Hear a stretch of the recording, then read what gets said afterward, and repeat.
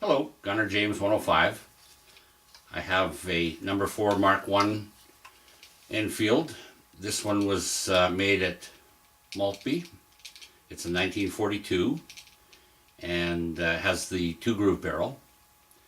The rifle that you see is pretty much exactly the way it was when I bought it. I did do a thorough cleaning, took it all apart, and got into every nook and cranny. I probably put 2 or 3 coats of the double boiled linseed oil on there. That's a walnut stock, very nice, dark wood. And so a couple of modifications I made, I guess, was the sling. I blancoed that into this color here, and I did change the little flip sight to this micrometer sight. And so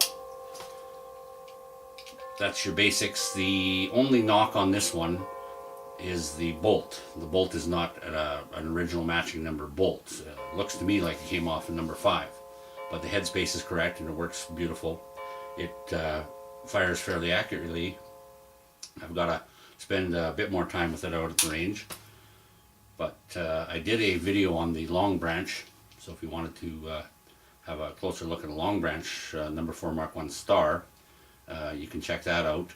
So what I've got is this little introduction, then I'm going to lay it on the table, give you some close-ups, and at the end I've tagged on a bit of shooting with this rifle. So I will get that set up and be right with you.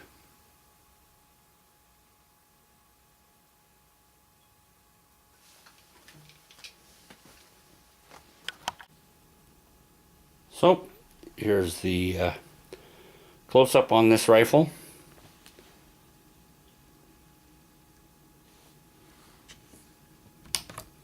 Now I still have the other sight, should I want to put it back to that, but this rifle is different in that it does not have a factory throw repair mark, which would normally show up right there. So you'd have your FTR stamped in there, and in a lot of cases you would have, just in this area, it would be stamped England. So what I'm guessing is this one is in its original form. I do like that grooved upper. The other rifles I have that. So this is the condition it's in. It came with that bayonet and scabbard.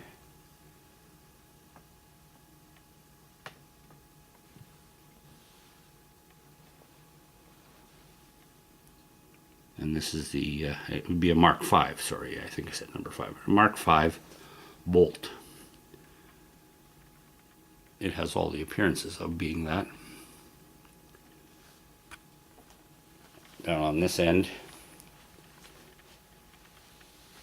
as opposed to the zinc alloy used on a lot of them, that's a brass butt plate, and I've got the oiler and pull through in there. Managed to get a hold of that for all the Enfields. All the Enfields, I have 3 like this. This is the only one though that is the British made, but it's in beautiful condition as far as I'm concerned. There are what I would call a bit of a battle scar in that area there. Otherwise, I think there's one other spot just there, so it was resting on something, and probably the same for the other side. Could have been against concrete or whatever, but this one is different. I brought out the long branch just to show the fact that of course on your number 4 Mark 1 Star you have the cutout here where you would move the bolt back and flip up the head of the bolt to remove it. You've always got to lift up this type of sight, you've got to lift it up to get that bolt out.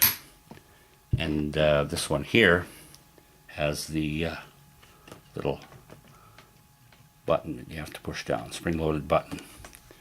And the other thing that's different are the barrel bands. These are a stamped steel barrel band, whereas on the Long Branch, which happens to be a 5-groove barrel, so they were reducing cost on these later with the 2-groove and not having the milled steel bands.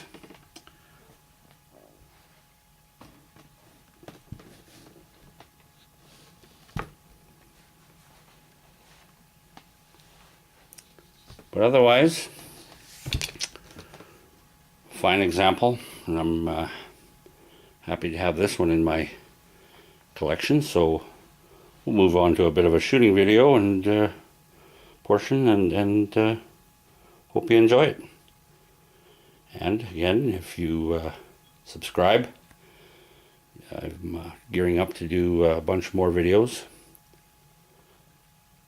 And like, if you like it, I hope you like it. So hang tight.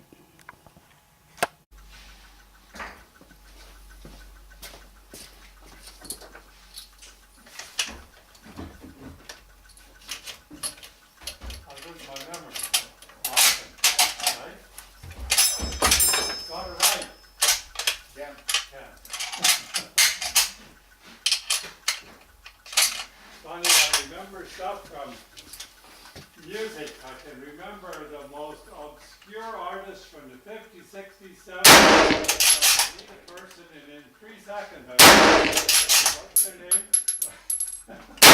name?